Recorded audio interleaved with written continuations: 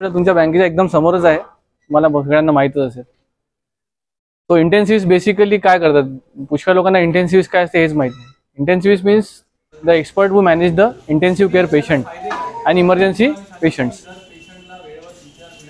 तर आपण बेसिकली याच्यासाठी भेटतोय किंवा यासाठी हा ट्रेनिंग कॅम्प ठेवलेला आहे की जेणेकरून तुम्ही जे ले पर्सन्स आहे, जे हेल्थ केअर प्रोफेशनल्स नाही, त्या लोकांना जर एखादा तुमचा कलिग किंवा कोणी व्यक्ती अनरिस्पॉन्सिव्ह म्हणजे बेशुद्ध अवस्थेत किंवा या अवस्थेत तुम्हाला भेटला किंवा त्या आढळला, तर तुम्ही त्यावेळेस इमर्जन्सीमध्ये काय करायला पाहिजे, ॲटलिस्ट तुमच्या लेवलवर काय करायला पाहिजे, त्यासाठी आपण आज कॅम्प एक आयोजित केलेला आहे. तर बेसिकली सीपीआरचा लॉंग फॉर्म कोणाला माहिती आहे का? So cardio pulmonary resuscitation. Resuscitation म्हणजे टू स्टार्ट, म्हणजे एखादी जी गोष्ट आहे ती बंद पडली आहे त्याला स्टार्ट करणं. तर हृदयाची आपले हृदयगती स्टॉप झालेली आहे, त्याला स्टार्ट करण्याच्या प्रक्रियेला आपण कार्डिओ पल्मनरी रिससिटेशन म्हणतो. सो कार्डिओ काय म्हणतो, कार्डिओ म्हणजे हृदय, पल्मनरी म्हणजे लंग्स, फुफ्फुस. याच्यामध्ये एक अजून सी असतो, कार्डिओ पल्मनरी सेरेब्रल. सेरेब्रल हा वर्ड मेडिकल आहे पण ते रिलेटेड टू ब्रेन. हे सगळी प्रक्रिया याच्यासाठी करतो आपण की जेणेकरून आपलं हृदय स्टार्ट झालं पाहिजे आणि हृदयाचा रक्तप्रवाह ब्रेनला पोहोचला पाहिजे.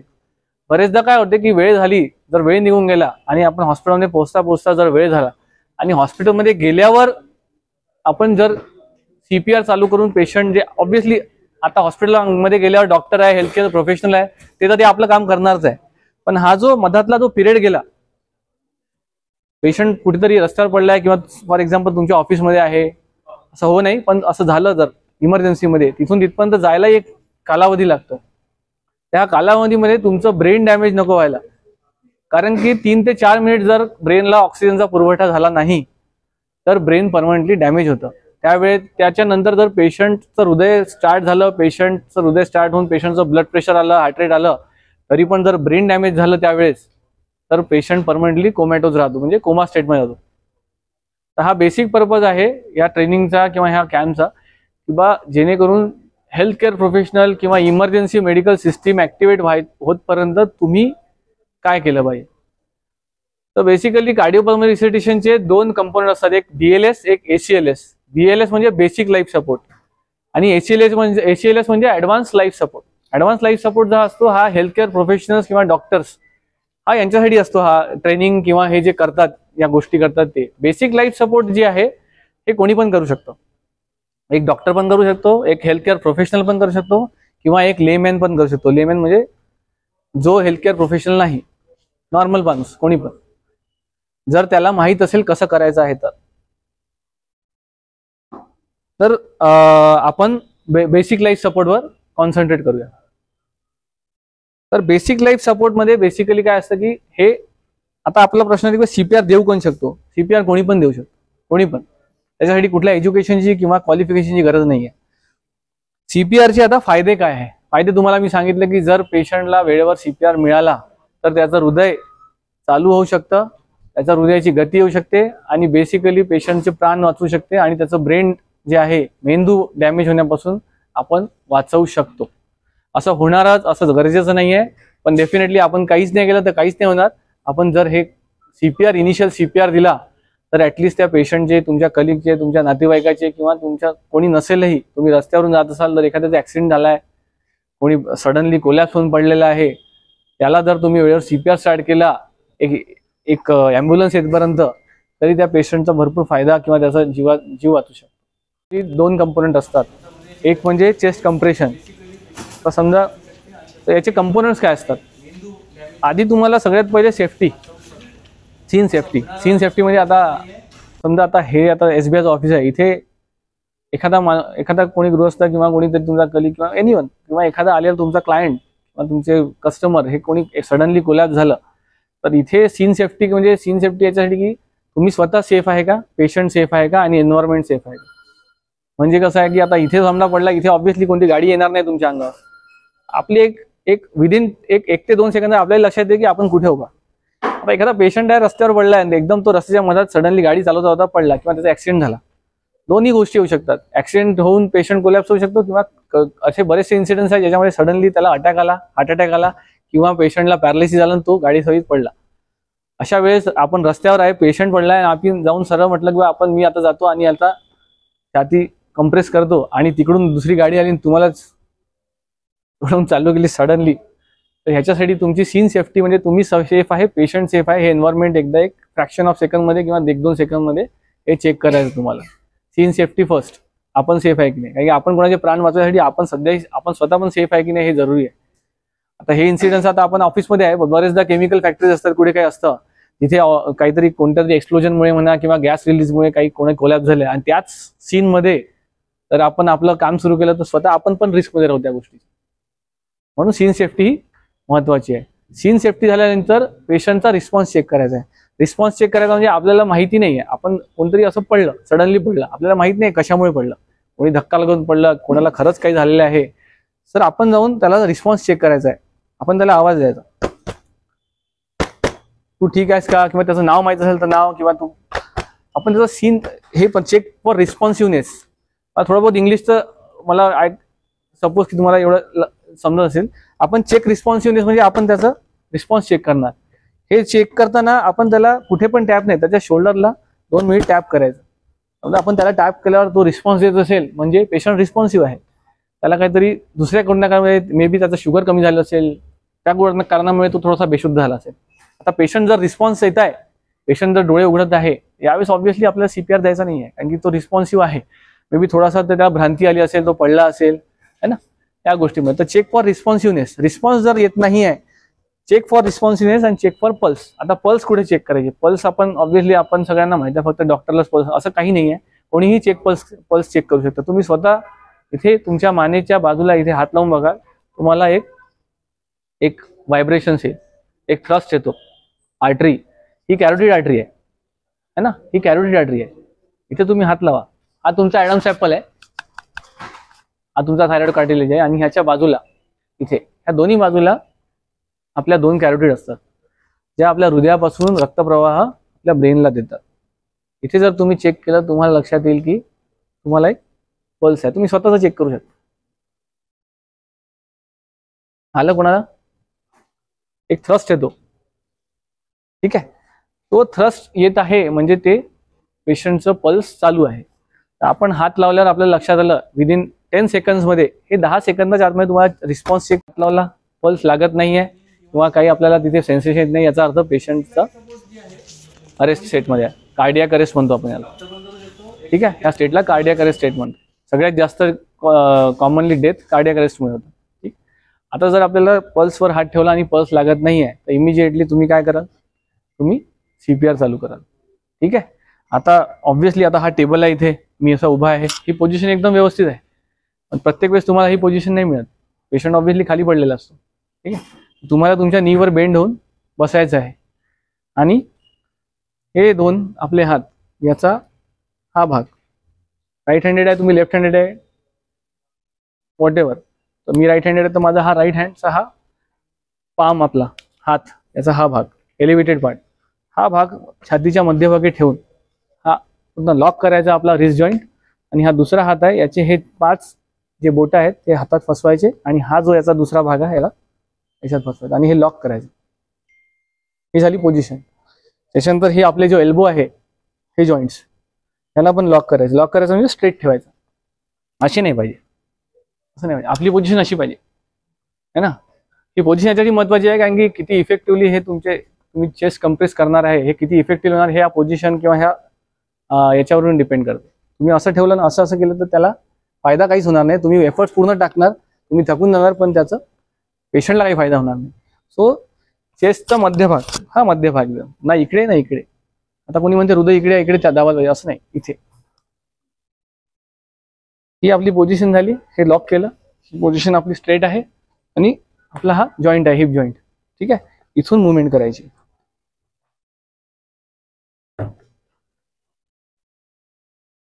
हे लॉक केलं पाहिजे. हे कशासाठी आहे, हे आपण याला लॉक करायसाठी वापरतोय. दुसरा हात आपण एका हाताने पण देऊ शकतो, पण इफेक्टिव्हली जाणार नाही. आता हे 2 हात लागल्यामुळे काय होते, आपल्या दोन्ही हाताचे शोल्डर्स पूर्ण आपलं वजन जे आहे बेसिकली ही याच्यावर जाते आणि आपण त्यांना इफेक्टिव्हली कम्प्रेशन देऊ शकतो.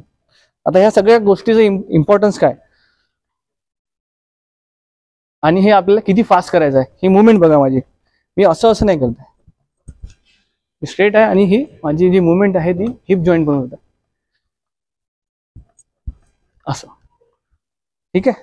तर हे एक चेस्ट कम्प्रेशन. दुसरं असते एअरवे. एअरवे म्हणजे त्याचा श्वासही बंद आहे ना, आपल्याला श्वास द्यायचा. आता बरेचदा मूवीमध्ये पाहिलं की आपण माउथ टू माउथ ब्रिदिंग करतो. हे बरेचदा पॉसिबल होत नाही प्रॅक्टिकली. कधी कधी पेशंट उलटी करतो, ऑब्व्हियसली आपण ते करू शकत नाही. अशा वेळेस आपल्याला नाही काही जमलं तर ॲटलिस्ट चेस्ट कम्प्रेशन तरी द्यायची आहे. आणि जेवढं पॉसिबल होईल तेवढं त्याचं तोंड उघडं ठेवायचं आहे जोपर्यंत ॲम्ब्युलन्स येत नाही, किंवा तुम्ही त्याला उलटी आली तर त्याला एका साईडला करू शकता.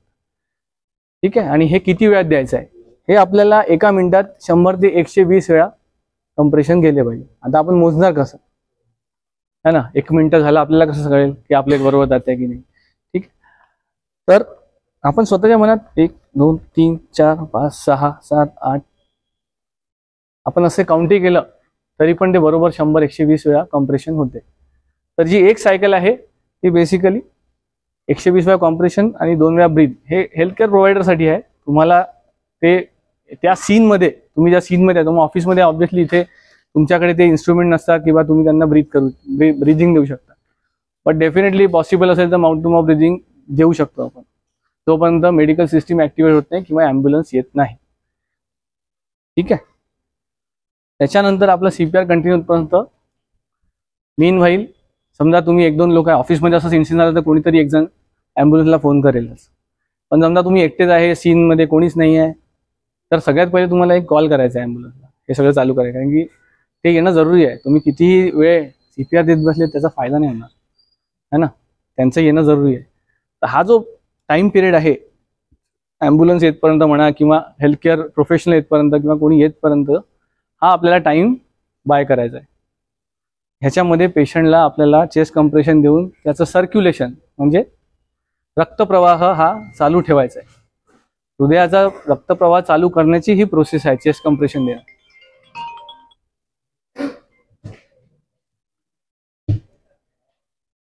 तर कोणाला करून बघायचं आहे का? एक व्हॉलेंटियर कोणी या, कोणी पण आहे. केल्याशिवाय तर नाही जमणार ते,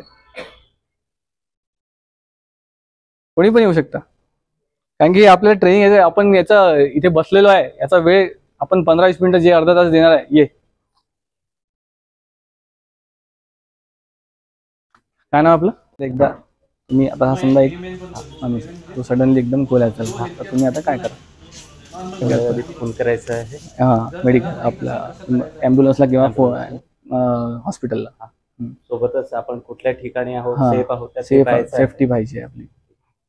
त्यानंतर आपण बघू त्याचं नाही, पेशंटला आधी आवाज द्यायचा. आवाज द्यायचा, रिस्पॉन्स आहे का त्याचा? दादा तुम्ही ठीक आहे का? ठीक आहे का, नाव घेतलं वगैरे, जे नाव असेल माहित असेल ठीक आहे, नाही दादा तुम्ही ठीक आहे, नाही त्याचा रिस्पॉन्स नाहीये, पल्स बघायची. सपोज काही नाही आहे, रिस्पॉन्सही नाही आणि पल्सही नाही आहे, इमिजिएटली तुम्हाला चेस्ट कम्प्रेशन म्हणजे छातीवर तुम्हाला दबाव चालू करायचा आहे. पोझिशन सांगा. हे जे आहे आता समजा हे तुम्ही बसवलं, ही मिडल ऑफ द चेस्ट आहे, हा तुमचा पाम, हा दुसरा. याला लॉक करायचं, ह्यानी दाबायचं आणि याला असं ओढायचं, म्हणजे हा लॉक झाला. आणि हे तुमचे झाले, तुम्ही समोर आहे थोडस, त्याला दाबायचं इथून. हा बस, प्रॉपरली करतात. हे तुम्हाला देतं ना 120 100-120 ट्राय करायचे आहे. हो, कारण की 4-5 तुम्ही 4-5 1 2 3 4 5 केल्याने पेशंट उठणार नाही. जागी होईपर्यंत करत राहायचं, जागी होतपर्यंत करत राहायचं. तुम्ही 2 मिनिटं स्टॉप करू शकता ऑब्व्हियसली. काय आहे, हे वाटते तेवढं सोपी नाही. तुम्ही 100-200 एक असं इतका 1 मिनिटं पण नाही, अर्धा मिनिटं केल्यावरही तुम्ही थकून जाता. बिकॉज हे तेवढं टीडियस आहे आणि ते त्याच्यासाठीच आहे की बा त्याचं. आणि हे का बरं आहे इतकं सगळं मी सांगितलं, हे असं करून असं पण धरू शकतो ना. हे सगळं का बरं आहे, कारण की इफेक्टिव्ह कम्प्रेशन झालं पाहिजे. इफेक्टिव्ह कम्प्रेशन म्हणजे काय, आता हे तुम्हाला एवढं जाणून घेण्यासारखं नाही, पण जे डेप्थ असते कम्प्रेशनची ती ॲटलीस्ट 5 सेंटीमीटर गेली पाहिजे आपल्या बॉडीच्या. कारण की जे हार्ट आहे ते चेस्ट वॉलच्या एवढं डीप असतं आहे ना, त्याला ते कम्प्रेशन तिथपर्यंत गेले पाहिजे, हार्ट पंप झालं पाहिजे. आता तुम्ही वरवरून असं केलं तर ते त्याला काही त्याचं प्रेशर त्या हार्टपर्यंत पोहोचणार नाही आहे. त्याच्यामुळे हे सगळं, ही पोझिशन म्हणा, ही हे फक्त आपण हाताने दाबत नाही, आपल्या पूर्ण शरीराचं वजन टाकतोय त्याच्यावर कम्प्रेशन देताना. ठीक आहे, अजून कोणाला करायचं आहे? बिलकुल.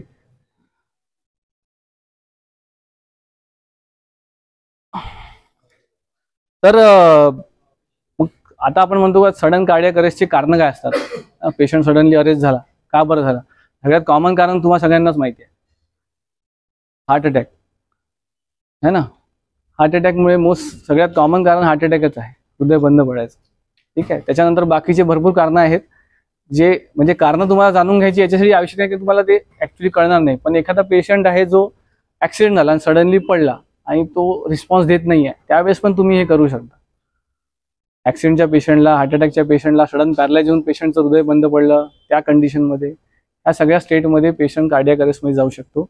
आणि त्या स्टेटमध्ये कार्डिओपल्मोनरी रिससिटेशन ही एक प्राथमिक उपचार म्हणू शकतो किंवा एक प्राथमिक मॅनेजमेंट आहे. त्याच्यामुळे पेशंटचा टाइम बाय करू शकतो आपण इमर्जन्सी रिस्पॉन्स टीम येतपर्यंत, आणि समोरची डेफिनेटिव्ह ट्रीटमेंट म्हणजे प्रॉपर ट्रीटमेंट भेटतपर्यंत त्याला, तोपर्यंत आपण त्याचा जीव वाचवू शकतो. कारण की या कंडिशनमध्ये जर ब्रेन बॅटरी चालू होऊन जाईल पण पेशंट कोमामध्ये जाऊ शकतो. तर आपण किंवा काही प्रश्न असेल तर विचार, काही क्वेरीज किंवा काही करून बघायचं असेल तर येऊ शकता. कारण की हे आहे ना, हे तर आता समजा एक मॅनिक्विन म्हणतो आपण, एक खेळणं आहे, ह्याच्यापेक्षा हार्ड असते मग ह्युमन बॉडी प्रेस करायला. हे तर खूप इझी आहे, त्यापेक्षा हार्ड असतं ॲक्च्युअलमध्ये कम्प्रेशन देणं. त्याच्यामुळे ह्याच्यावर तुम्हाला प्रॅक्टिस करायची तर हे तुम्हाला मी ठेवू शकतो थोडा. सिम्टम्स कसे आहेत? सिम्टम्स डिपेंड करतात काय आहे. आता समजा हार्ट अटॅक आहे तर ऑब्वियसली पेशेंटला, हाँ तो इसीलिए तो मैं आपको बताया, पहले आपको रिस्पॉन्स चेक करना है. हाँ तर तेच सांगतात, समजा हार्ट अटॅक आहे तर पेशंटला हार्ट अटॅकचे सिम्टम खूप वेरे करतात. कॉमन सिम्टम्स काय? चेस्ट पेन होणं, दम लागणं, खूप घाम येणं, है ना, हे कॉमन सिम्टम्स आहे. अटिपिकल सिम्टम्स पण असतात. बरेचदा पेशंट म्हणतो मला जॉ पेन होत आहे, हे इथं दुखत आहे. जर पेशंटला डायबिटीज आहे, शुगर आहे, बीपी आहे, तर हे पेशंट जनरली सडन ऑनसेट म्हणजे एकदमच दुखायला लागलं तर हे कोणी पेशंट जॉ पेन्स होते, कोणी म्हणते माझा फक्त हात दुखून राहिला, है ना. तर this can be a symptoms. म्हणजे तुम्ही हे पहिले कॅच केलं समजा, किंवा त्यांनी स्वतःला लक्षात आलं, किंवा तुम्ही स्वतः एक आहे, किंवा तुम्हाला स्वतःला लक्षात आहे की तुम्ही तुमच्या घरी आहे, त्यांना हे सिम्टम्स होत असेल तर this can be a sign of heart attack, है ना. काही पेशंटला वॉमिटिंग होते, उलट्या होतात फक्त, त्याच्यानंतर ते हॉस्पिटलमध्ये येतात, उलट्या खूप होत्या म्हणून त्याचा ECG करतो, त्याच्यामध्ये अटॅक असतो. तर हे अटिपिकल सिम्टम्स आहे. कोणाला चक्कर येते, पडतात सडनली, सिनकोप, सडनली उभ्या एकदम कोसळून जातात. जो मेजर हार्ट अटॅक, हे जे कंडिशन आहे कार्डियक अरेस्टची, हे मेजर हार्ट अटॅक मध्ये येते, ज्यामध्ये पेशंट सडनली कोलॅप्स होऊन अनरिस्पॉन्सिव्ह होऊन जातो. हे कॉमन सिम्टम आहे हार्ट अटॅकचे. आणखी कोणाला काय विचार? करून बघायचं प्लीज, या कोणीतरी या. एवढं काही असं हे नाही आहे, इथे कुणी क्लास नाही घेत तुमचा.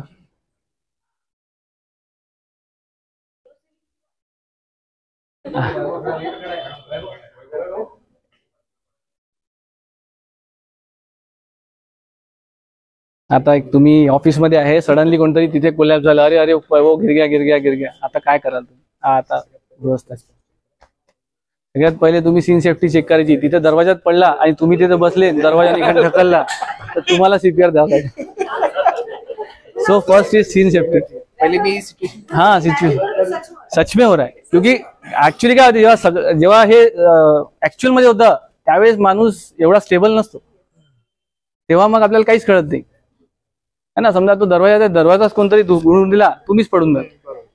सो सीन सेफ्टी एक खूपच म्हणजे कॉमन आहे, पण ते एकदम सुटून जाते डोक्यात. तर आपल्याला बघायचं आपण आहे कुठे. प्रत्येक वेळेस तुम्ही बँकेत असं नाही, कुठे पण राहू शकतो तुम्ही.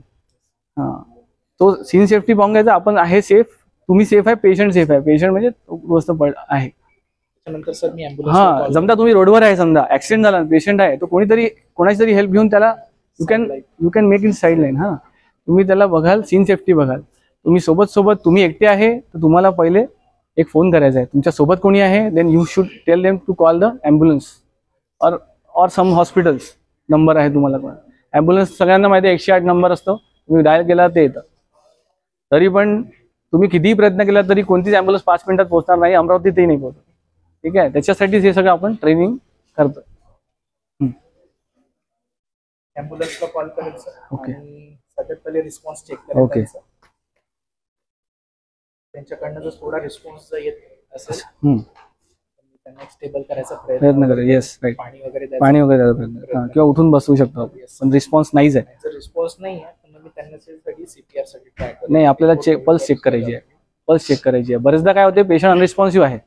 आता समजा तुम्हाला कॉमन एखाद्या पेशंटची शुगर कमी झाली है ना, पेशंट की शुगर कम हो गई, पेशंट अनरिस्पॉन्सिव्ह हो गया या बेहोश हो गया, पेशंटची पल्स चालू आहे, पेशंटची पल्स चालू आहे, अशा वेळेस काही सीपीआर देण्यात काही पॉईंट नाही ना, कारण की त्याचा हृदय चालू आहे, तो फक्त बेशुद्ध झाला आहे शुगर कमी झाल्यामुळे. अशा वेळी आपल्याला लवकरात लवकर त्याला, एक तर पेशंट समजा थोडा कॉन्शियस असेल तर त्याला काहीतरी तुम्ही साखर किंवा काही खायला देऊ शकता, पण पेशंट अनरिस्पॉन्स कॉन्शियस नसेल तर त्याच्या तोंडात जबरदस्ती घालू नका, नाहीतर काय होईल, त्याच्या छातीत चालू आहे. अशा वेळेस तुम्हाला ॲम्ब्युलन्स येतपर्यंत त्याला बघत राहायचं आहे. सो बेसिकली तुम्हाला पल्सही चेक करायची आहे. असं आहे की तुम्ही आता पल्स चेक केली आणि पल्स आहे आणि थोड्या वेळात पाहिलं तर नाही आहे, असं येऊ शकतं. हां, सो पल्स पहिले चेक करा. तुम्ही जर पूर्ण हात लावला तर काहीच नाही करणार. तुम्ही स्वतः बघितलं का, आता तुम्हाला लक्षात आलं. हां, सो नाही आहे, पल्स नाही आहे, रिस्पॉन्स नाही आहे. Then start chest compression. तुम्ही लेफ्ट हँडेड आहे. ओके. जो राईट हँडेड आहे तो राईट हँड. हां, अनलॉक अनलॉक अनलॉक. हां, पहिले हात ठेवायचा, हा हात वर उडायचा, हा हात असा, हे रिस्ट आपले लॉक करायचे असं, आणि हे हात इथून नाही, हे चुकलं.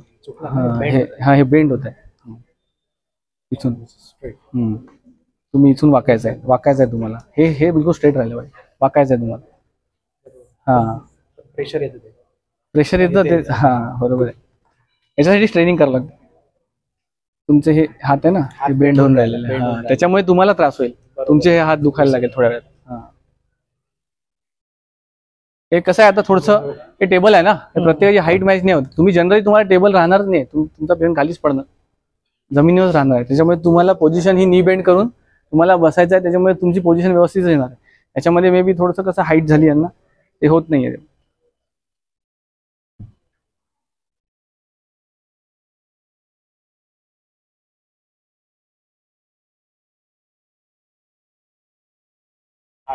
हा, प्रेशर आहे, तेच सांगायचं तुम्हाला. म्हणून हे सगळे पोझिशन इम्पॉर्टंट आहे. ठीक आहे, कोणाला करून बघायचं तर मॅनिक पिन आहे, प्लीज येऊ शकता. ठीक आहे, तुम्हाला काही विचार असेल विचारा. Most probably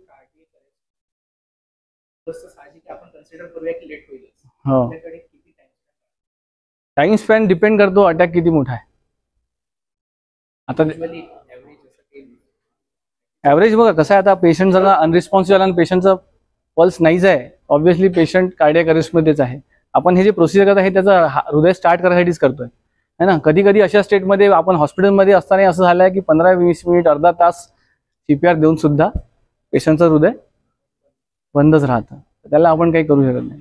this is our procedure to start, but ते असं जरुरी नाही की प्रत्येक वेळेस तुम्हाला त्याच्यात सक्सेस मिळेल. ऐसा टाइम स्पैन कोई डिफाइंड नहीं मैडम, बट जनरली हम health care professional half an hour तक ट्राई करते हैं. अभी हम लोग अकेले नहीं रहते ना, टीम रहती है पूरी.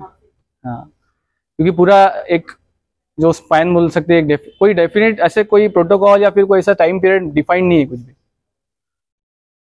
हम ऐसा नहीं कर सकते कि 5 मिनट दे दिया, अच्छा नहीं हो रहा है तो छोड़ दो, वो भी नहीं. हाँ, बहुत बार ऐसा हुआ है कि 15 मिनट 20 मिनट आधे घंटे के बाद पेशेंट का हार्ट स्टार्ट हुआ है. Some patients we able to survive also. Aspirin देऊ शकतो बिलकुल. पेशंट कॉन्शियस आहे, पेशंटला हे होत आहे, चेस्ट सिम्पटम्स आहे, पर्स्पिरेशन आहे, टिपिकल हार्ट अटॅक सारखे सिम्पटम आहे, तुम्ही एस्पिरिन देऊ शकता. तुम्ही पेन कमी व्हायसाठी सॉर्बिट्रेट नावाची गोळी असते. जनरली काय डायबेटिक हायपरटेन्सिव्ह जे रेग्युलर डॉक्टरच्या फॉलोअपमध्ये असतात, त्यांना हाय रिस्क कॅटेगरीमध्ये असते, त्यांना ही जनरली मेडिसिन्स त्यांच्याजवळ ठेवतात ते लोक. सॉर्बिट्रेट वगैरे. सॉर्बिट्रेटने काय होते की थोडंसं तुमचे चेस्ट जे हेवीनेस आहे किंवा पेन आहे ते रिलीव्ह होतं. का बरं होतं का, थोडंसं जे हार्टला सप्लाय आहे, ब्लड सप्लाय तो वाढतो. हां, पेशंटचा पल्स आली का है ना. आपण हे जे देत आहे ही सायकल 2 मिनिटाची असते. ही सायकल जी आहे 2 मिनिटं, 2 मिनिटांनंतर तुम्हाला एकदा चेक करायचं आहे पल्स आहे का, एक पल्स आहे का हे 3-4 सेकंद चेक करायचं. पल्स आली म्हणजे आता तुम्ही थांबू शकता. असं जरुरी नाही की प्रत्येक वेळेस पल्स आली म्हणजे पेशंट रिस्पॉन्स होऊन जाईल, पेशंट उठून उभा होऊन जाईल, असं नाही होणार आहे. पेशंट रिस्पॉन्स राहू शकतो, पल्स आली म्हणजे तुम्ही तोपर्यंत तेव्हा तुम्ही थांबू शकता.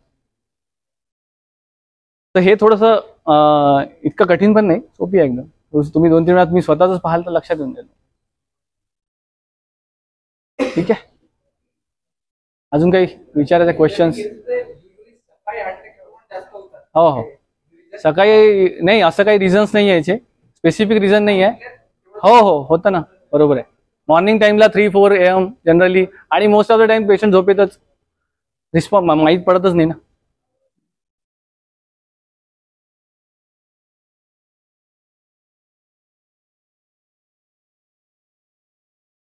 कॉमन मेडिसिन जर तुम्हाला काही ठेवता येईल सॉर्बिटेड ॲस्पिरिन तुम्ही ठेवू शकता, पण प्रत्येक माणसाने ठेवायला पाहिजे असं गरज नाही आहे. ठीक आहे, जे हाय रिस्क कॅटेगरी पेशंट आहे, जसं ज्यांना डायबिटीज आहे, ज्यांना आधी असे अटॅकची हिस्ट्री आहे, जे ब्लड प्रेशरचे पेशंट आहे, खूप दिवसापासून ब्लड प्रेशर आहे, डायबिटिक आहे, त्यांना आपण ठेवू शकतो इथे. ठीक आहे, हां हो हो, येतोय ना. नाही, हे बघा, आता ते तर आपल्या हातात नाही आहे. 30 वर्षाच्या माणसाला अटॅक काय येतो, आता याचे कारण आहेत ना, कारण की आपलं लाईफ स्ट्रेसफुल झालेलं आहे सगळ्यांचं. 30 वर्षाच्या माणसाला हार्ट अटॅक येतं हे पहिलं सिम्पटम्स असतं. त्याला काही ना काही त्रास असेल आधी, मे बी तो डायबिटिक असेल, मे बी त्याचा BP हाय असेल, है ना. आपण काय रेग्युलर तर चेकअप करत नाही पेशंट स्वतः आपलं. तर माझा तर ॲडवाइस असा आहे की प्रत्येक माणसाने 30-35 वर्षात झाल्यानंतर एकदा वर्षातून 2 वर्षातून एकदा हेल्थ चेकअप करायला पाहिजे. हेल्थ चेकअप याच्यासाठीच असतं की आपलं काही before happening something we should detect the problem.